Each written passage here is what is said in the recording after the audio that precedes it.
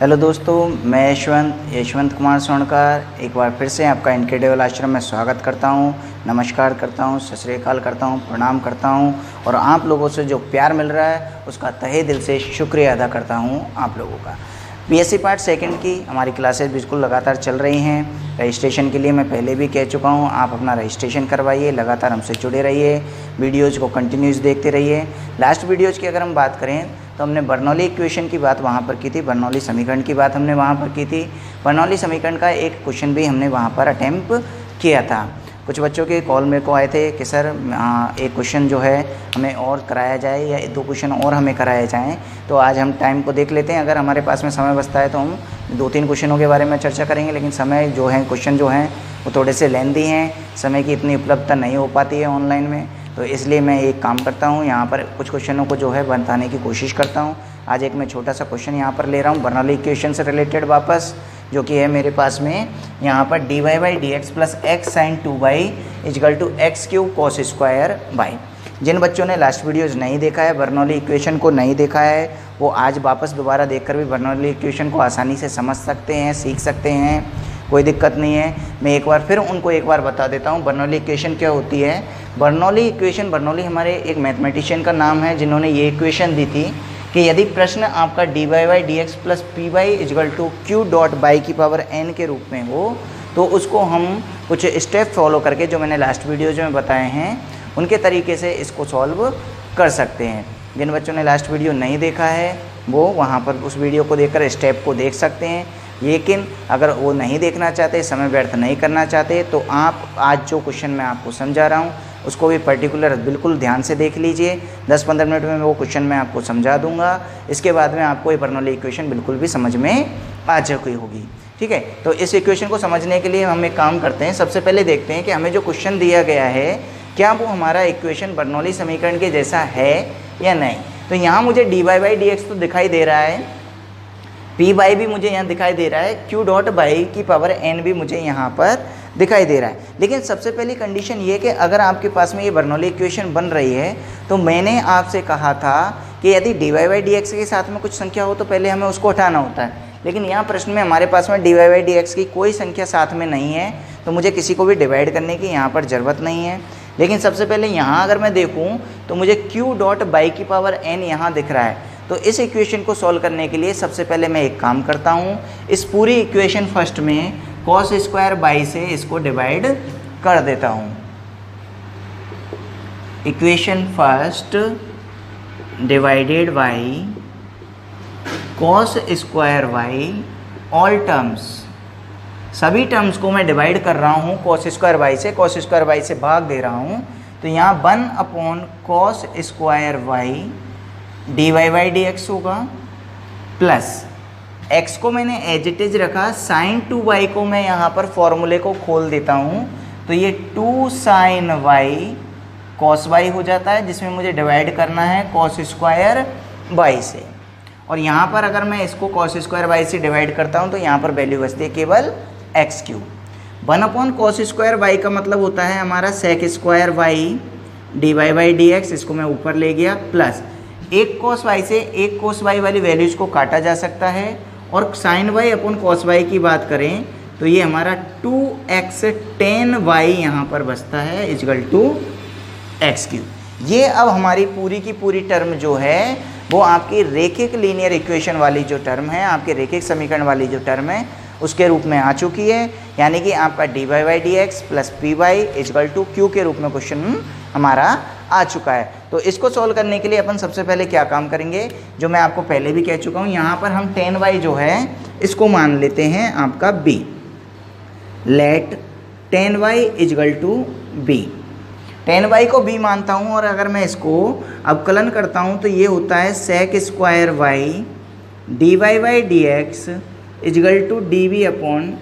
dx। ये जो दोनों मान मेरे पास में अभी आए हैं इनको आप पुट करेंगे इक्वेशन सेकंड के अंदर, यानी आपके पास में जब भी ऐसी इक्वेशन बर्नौली इक्वेशन आएगी, बर्नौली इक्वेशन को आप पहले लेकर आओगे आपके लीनियर इक्वेशन में, यानी रेखिक अवकल समीकरण में लेकर आओगे। रेखिक अवकल समीकरण में लेकर आने के बाद आपके बिल्कुल बाकायदा पुराना मेथड है जो कि मैं लास्ट वीडियोज में बिल्कुल पढ़ा चुका हूँ, बता चुका हूँ, फिर भी मैं वापस बता देता हूँ, यहाँ 2x का मल्टीप्लाई 10y है, तो जो भी आपके पास में मल्टीप्लाई हो उसको आप मान लोगे आपकी कंडीशन में b। मैंने b माना, इसका अवकलन किया, इस मान को मैं वापस पुट कर रहा हूँ इसमें। तो यहाँ पर मेरे पास में sec square by dy by dx जो है ये हो जाएगा db upon dx plus 2x को एज इट इज रखा, 10b को मैंने b माना हुआ है, तो ये हो जाएगा 2xb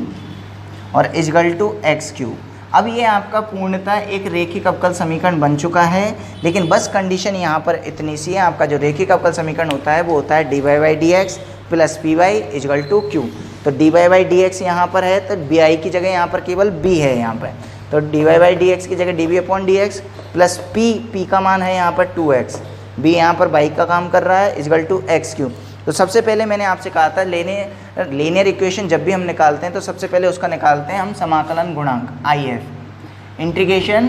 फैक्टर। इंटीग्रेशन फैक्टर मैं यहाँ पर निकालता हूँ, तो मेरे पास में इंटीग्रेशन फैक्टर निकालने का फॉर्मूला है e की पावर p dx, और p का जो मान है वो यहाँ पर है मेरे पास में 2x का मुझे डिफ्रेंशिएशन करना है dx के रेस्पेक्ट में। तो ये 2 जो है वो तो हमारी कांस्टेंट वैल्यू है, इसको एज इट इज रखा, x का करूँगा तो ये हो जाएगा एक्स स्क्वायर अपॉन 2 से 2 को कैंसिल कर दिया तो वैल्यू बचती है e की पावर एक्स स्क्वायर, यानी आपका जो इंटीग्रेशन फैक्टर है वो आ चुका है e एक्स स्क्वायर। मुझे यहाँ पर फॉर्मूला पुट करना है integration factor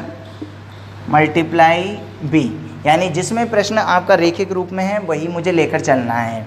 is equal to integration q dot integration factor dx plus c। यहाँ पर ये वैल्यू जो मेरे पास में आ चुकी है, IF का मान मैं यहाँ से रखता हूँ, तो e की power x square dot b equal to integration factor q का जो मान है वो आपको यहाँ से देखना होगा, q का जो मान है वो यहाँ पर एक्स क्यूब है, डॉट IF का जो मान है वो e की power x square dx plus c। इसका मुझे इंटीग्रेशन करना है, समाकलन करना है। तो आप यहाँ पर थोड़ा सा गौर करेंगे, यहाँ पर जो एक्स क्यूब है, इस एक्स क्यूब को मैं एक्स स्क्वायर डॉट एक्स लिख सकता हूँ। ये मैं क्यों कर रहा हूँ, ताकि मैं यहाँ पर एक्स स्क्वायर को यदि t मानूँ तो मेरे पास में ये कंडीशन सॉल्व हो जाए। तो यहाँ पर मैं एक्स स्क्वायर को t मान लेता हूँ, x square equal to t मानता हूँ, तो इसका डिफ्रेंशिएशन होगा 2x dx is equal to dt, और यहाँ पर x dx का मान अगर मैं निकाल लेता हूँ तो 1/2 dt हो जाता है।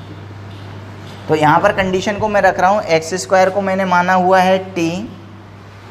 e की पावर एक्स स्क्वायर का मान हो गया e की पावर t, और x dx का जो मान है वो 1/2 dt प्लस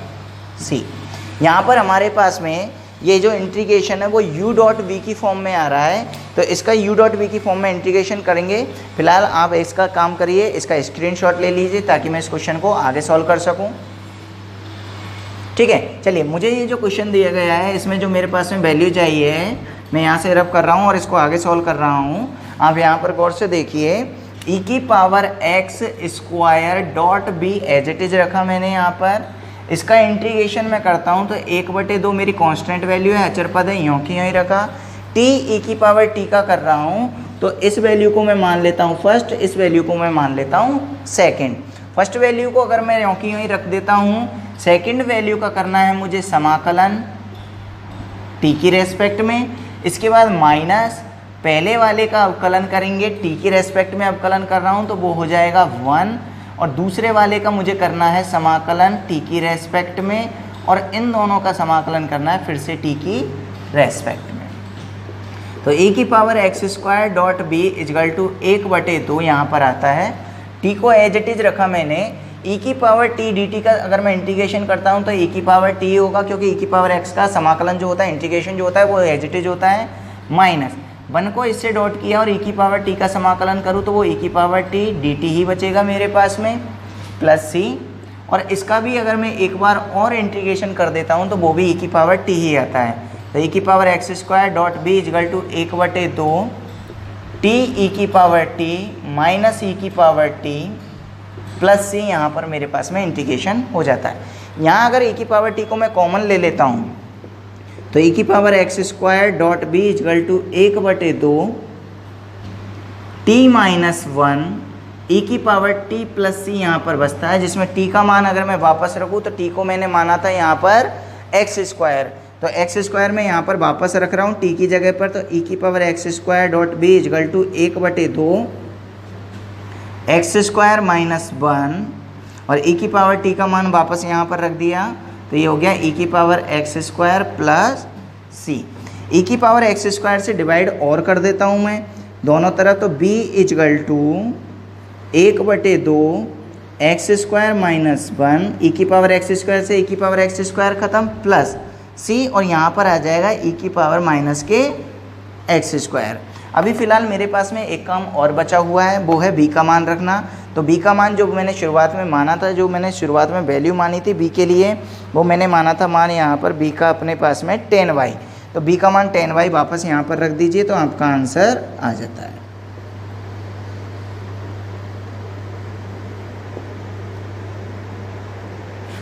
ठीक है, ये आपकी बर्नौली की इक्वेशन, आपको ये समझ में आया होगा, और क्वेश्चनों की चर्चा हम नेक्स्ट वीडियोज में करेंगे। तब तक के लिए थैंक यू।